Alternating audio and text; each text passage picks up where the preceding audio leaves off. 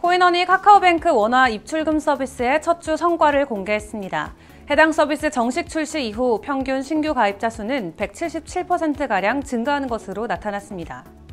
P2E 게임에 사용되는 게임 코인 시세가 올해 들어 최대 98%가량 폭락한 것으로 나타났습니다. 게임 업계에서는 P2E 게임의 낮은 경쟁력이 침체의 원인이라고 지적하고 있습니다. 미국 연방거래위원회가 암호화폐 기업의 광고 관련 위법 여부에 대해 조사하고 있는 것으로 나타났습니다. 다만 비공개로 이뤄지는 이번 조사에 대해 구체적인 내용 언급은 거부했습니다. 라자루스가 가짜 암호화폐 사이트를 만들어 해킹을 시도한 정황이 포착됐습니다. 미국의 사이버 보안업체 블랙시티는 보고서를 통해 라자루스가 복제 사이트와 애플리케이션으로 암호화폐 사용자를 유인한 사례를 공개했습니다. 암호화폐 대출 기업 넥소가 미국에서의 철수 계획을 밝혔습니다. 넥소는 미국 주 및 연방 규제 당국과 1년 반 넘게 대화를 이어오다가 교착 상태에 빠진 결과 이 판단에 이르렀다고 설명했습니다. 스페인 프로축구 리그인 라리가가 축구공에 블록체인 기술을 도입해 득점 기록을 추적하는 시스템을 구현하겠다고 발표했습니다. 본격적인 사용은 리그가 시작되는 오는 2023년 1월 8일이 될 것으로 알려졌습니다.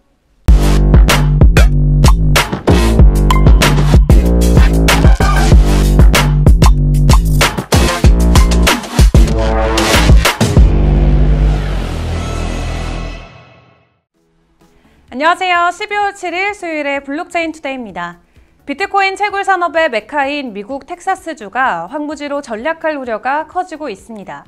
에너지 비용이 급등하고 비트코인 가격은 급락하면서 채굴자들이 부채를 상환하기 힘든 상황이 발생한 건데요.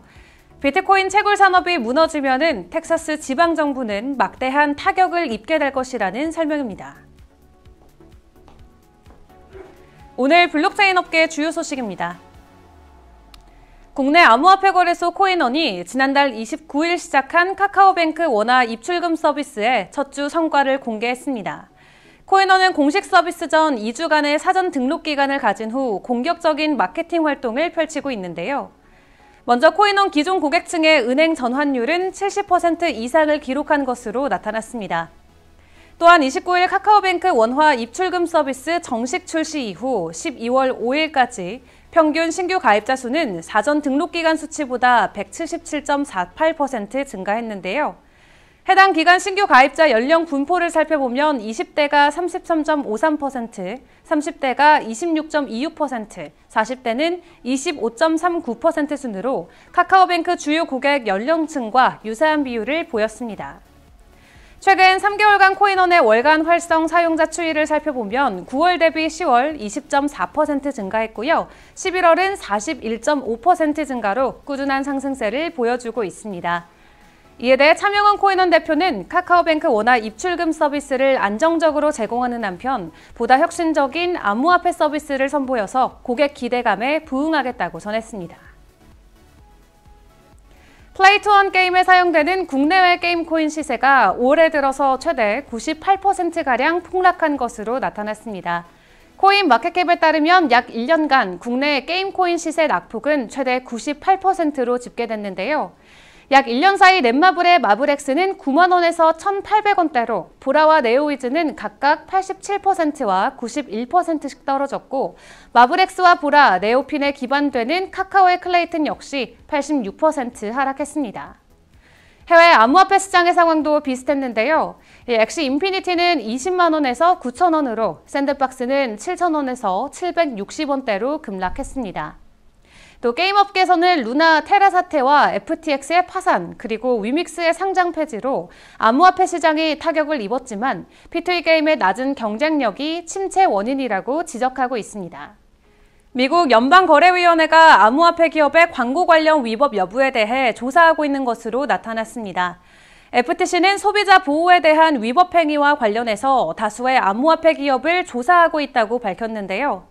다만 비공개로 이루어지는 이번 조사에 대해 구체적인 내용 언급은 거부했습니다. 개인이 대가를 받고 업체를 보증하거나 평가했을 때 광고의 진실성을 강제하는 법률의 관계 당국은 FTC라는 점에서 주목하고 있는데요. 미국 증권거래위원회도 개인이 증권을 홍보할 때 배경 사실을 반드시 공개하도록 하는 규정을 운용하기 때문입니다. 최근 암호화폐 투자자들은 FTX가 파산 보호 절차에 들어가자 허위 광고에 속았다면서 소송을 내기도 했는데요. 이에 FTC는 디지털 자산과 관련한 위법 행위 가능성 때문에 여러 업체를 조사하고 있다는 설명입니다. 북한 정찰총국과 연계된 것으로 알려진 해킹단체 라자루스가 가짜 암호화폐 사이트를 만들어서 해킹을 시도한 정황이 포착됐습니다.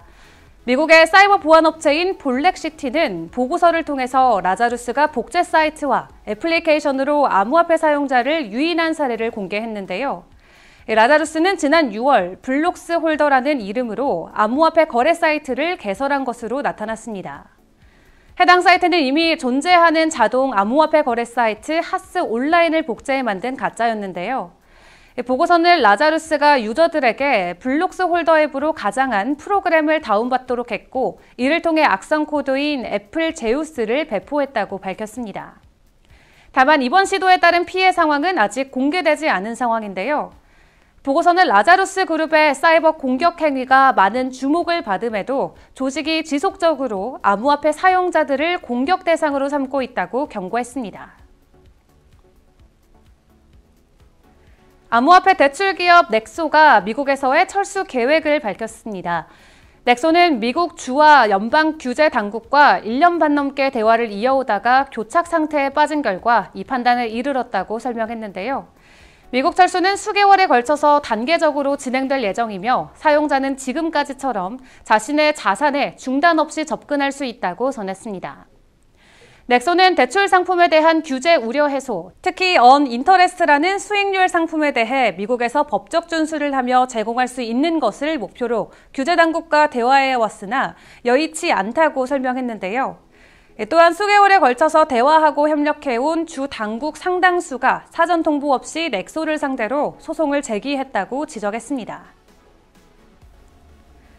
스페인 프로축구 리그인 라리가가 축구공에 블록체인 기술을 도입해서 득점 기록을 추적하는 시스템을 구현하겠다고 발표했습니다. 블록체인 기술을 사용해서 득점에 사용된 공을 추적하는 방식인데요. 블록체인 기술은 골볼이라는 회사가 지원할 예정이고 본격적인 사용은 리그가 시작되는 오는 2023년 1월 8일이 될 것으로 알려졌습니다. 라리가는 블록체인 추적 축구공을 경기장 주변 12개에 배치할 계획인데 블록체인 추적 축구공은 향후 유료 참여 또는 추첨을 통해 팬들에게 배포될 예정입니다. 이에 대해 라리가는 매우 저렴한 가격을 통해서 블록체인 추적 축구공의 공식 콜렉션을 제공할 것이라고 전했는데요. 또한 게임의 가장 중요한 요소인 공을 팬들이 소유할 수 있도록 할 것이라고 설명했습니다. 비트코인이 25만 달러 포물선 랠리를 펼칠 것이라는 전망이 나왔습니다.